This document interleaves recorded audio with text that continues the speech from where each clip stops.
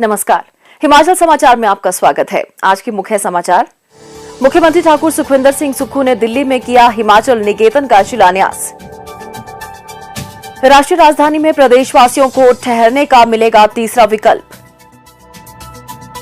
बबूने के फूल और तुलसी से महक रही पदर पंचायत की वादियां, हर्बल खेती से ग्रामीण महिलाएं लिख रही आत्मनिर्भरता की नई इबारत। मुख्यमंत्री ने दिल्ली में की केंद्रीय मंत्री श्री नितिन गडकरी से भेंट। और अब समाचार विस्तार से।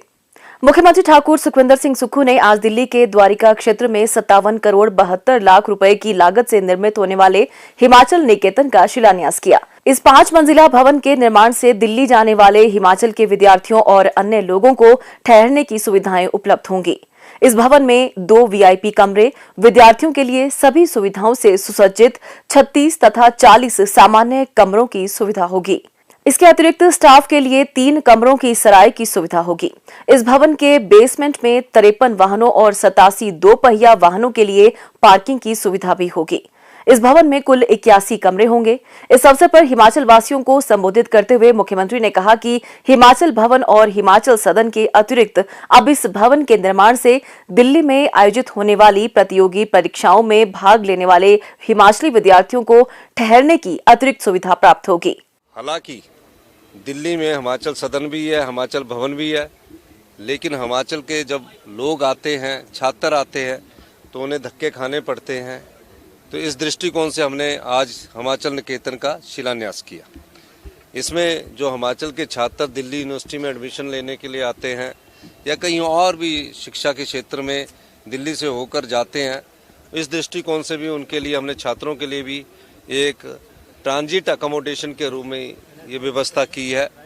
जो गंभीर बीमारी से ग्रस्त लोग आते हैं, एम्स में जाते हैं, उनके परिवार वालों के लिए भी एक व्यवस्था इस हिमाचल निकेतन द्वारका में की है, ताकि वो जब उनके परिवार का कोई सदस्य वहाँ बीमार होता है तो उनके रहने की अकोमोडेशन नहीं होती। इस दृष्टिकोण से भी हमने ये फैसला किया है और हम चाहते हैं कि ये जो हमारा हिमाचल निकेतन है ये तकरीबन 18 महीने में बनकर तैयार हो जाए, इसलिए हम आज इसका शिलान्यास करने आए। ठाकुर सुखविंदर सिंह सुक्खू ने कहा कि हिमाचल वासी प्रतिवर्ष विशेष तौर से सर्दियों में पर्यटन की दृष्टि से देश के अन्य राज्यों की ओर रुख करते हैं। नई दिल्ली में ठहराव के दौरान उनको भी हिमाचल निकेतन में रहने का एक अन्य विकल्प उपलब्ध होगा। उन्होंने लोक निर्माण विभाग के अधिकारियों को गुणवत्तापूर्ण निर्माण कार्य सुनिश्चित करने के साथ वर्ष 2025 तक इस परियोजना को पूर्ण करने के निर्देश दिए। उन्होंने कहा कि नियमित अंतराल में लोक निर्माण विभाग के मंत्री इस निर्माणाधीन भवन की समीक्षा भी करेंगे ताकि भवन का समयबद्ध निर्माण सुनिश्चित किया जा सके। कांगड़ा जिले की पदर पंचायत की फिजा में आजकल बबूने के फूल और काली तुलसी की खुशबू तैर रही है। खेतों से उठती जनजीवन महकाने वाली इस सुगंध में ग्राम पंचायत पदर की मेहनतकश महिलाओं की सफलता की कहानी खुली है, जो न सिर्फ अपने पैरों पर खड़ी है बल्कि आसपास की महिलाओं के लिए भी एक मिसाल बनी है। महिला सशक्तिकरण की दिशा में प्रदेश सरकार के प्रयासों को चरितार्थ करते हुए पदर पंचायत के पदर और घिरथोली गांव की महिलाएं बबूने के फूल, कैमोमाइल और काली तुलसी की खेती से सफलता की नई इबारत लिख रही हैं। राष्ट्रीय ग्रामीण आजीविका मिशन के तहत गांव की महिलाओं ने स्वयं सहायता समूह का गठन कर हर्बल खेती के रूप में रोजगार का नया जरिया ढूंढा है। सरकार की ओर से स्वयं सहायता समूहों को मिलने वाली मदद से दैनिक कार्यों के साथ ही परिवार की आर्थिकी को भी मजबूत बना रही हैं। पदर के वैष्णव स्वयं सहायता समूह की सदस्य सुदर्शना देवी कहती हैं कि बीडीओ धर्मशाला के माध्यम से लगाए गए शिविर से उन्हें कैमोमाइल और काली तुलसी की खेती की जानकारी मिली। परंपरागत खेती से हटकर उन्होंने यह खेती शुरू की। जिला प्रशासन के सहयोग से बीज उपलब्ध करवाने के साथ ही प्रशिक्षण का प्रावधान किया गया। जोगिंदरनगर और सोलन में लगे प्रशिक्षण शिविरों में हर्बल खेती की बारीकियां सीखी और इस खेती के कार्य में जुट गई। सुदर्शना ने बताया कि वे बबूने के फूलों की करीब 30 किलो की एक फसल ले चुकी हैं और इससे लगभग 14,000 रुपए की आमदन हुई है। समूह की सदस्य आशा देवी बताती हैं कि यह खेती पूरी तरह प्राकृतिक है तथा खाद के रूप में किसी प्रकार के रसायन का प्रयोग नहीं किया जाता। मैंने कैमोमाइल और जटामासी, अश्वगंधा और चिया सीड के बीज लगाए हुए हैं और मैं इसकी खेती कर रही हूँ। और मैंने ट्रेनिंग भी की है जोगिंद्रनगर से, नौनी सोलन से, और एक ऑनलाइन ट्रेनिंग की है राजस्थान से। तो सर हमें इसमें सरकार का बहुत सारा धन्यवाद कि हमें इसमें रोज़गार मिला और पहचान मिली और हमें आगे बढ़ने का मौका मिला। इसलिए मैं सरकार का धन्यवाद, हिमाचल प्रदेश सरकार का धन्यवाद करती हूँ कि हमें इस काम के लिए हमें चुना गया और अब हमारा उद्देश्य है कि हम इस काम को आगे बढ़ाएं। राज्य सरकार महिलाओं को स्वरोजगार के लिए प्रोत्साहित करने के साथ उन्हें आर्थिक मदद भी उपलब्ध करवा रही है। इन समूहों द्वारा तैयार उत्पादों को मार्केट सुविधा भी उपलब्ध करवाई जा रही है। सुख की सरकार के इन प्रयासों से ग्रामीण महिलाओं के आर्थिक सशक्तिकरण को बल मिल रहा है। बबूने के फूल और काली तुलसी स्वास्थ्य के लिए लाभदायक है। इनका उपयोग ग्रीन टी बनाने में किया जाता है।